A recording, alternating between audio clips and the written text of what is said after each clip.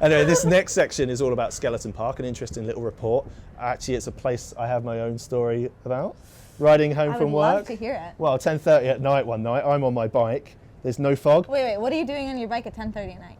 Riding home from work. That's too late. That's too late. Not for us working class people. Anyway, so I get up to the park, fog comes out of nowhere.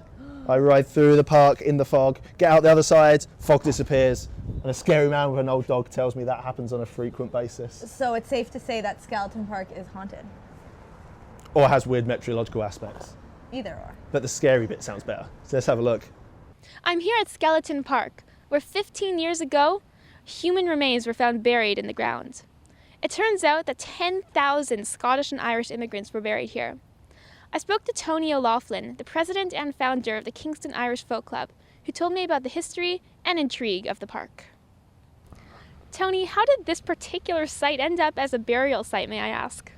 Well, this area is Kingston's Upper Cemetery.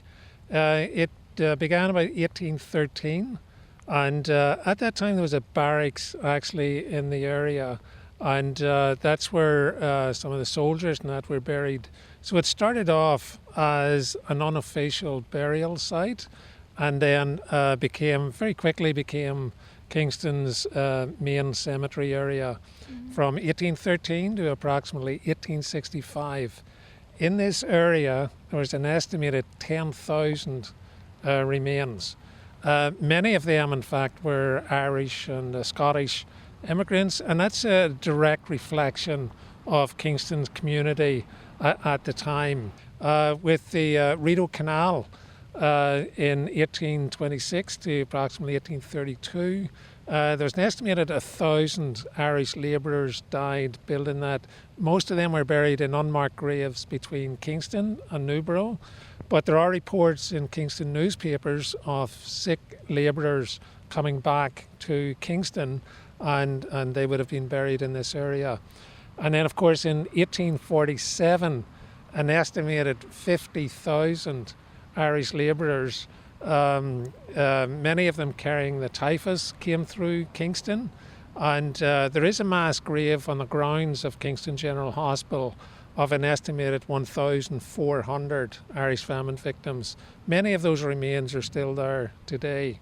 And the Kingstonians opened their homes to help the Irish, and an estimated 300 Kingstonians died helping the Irish, and they would be buried in this park as well. Periodically, when PUC and that are working in the area, they do dig up remains and also headstones, because what happened was they basically leveled the headstones. And one final question: when they emptied those graves, they found among the mass graves, they found empty graves. How do you account for that? Well, the local lore is that Queen's medical department was in need of bodies, and grave robbers are suspected of emptying the graves.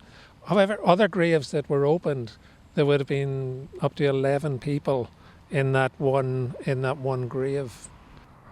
Halloween, or Hallows Eve, is the one night of the year where the spirits of the dead can pass through to the land of the living. Now, I haven't personally witnessed this phenomenon, but if it does happen, well, I'm certainly in the right place to see it. I'm Melanie Simon for QTV.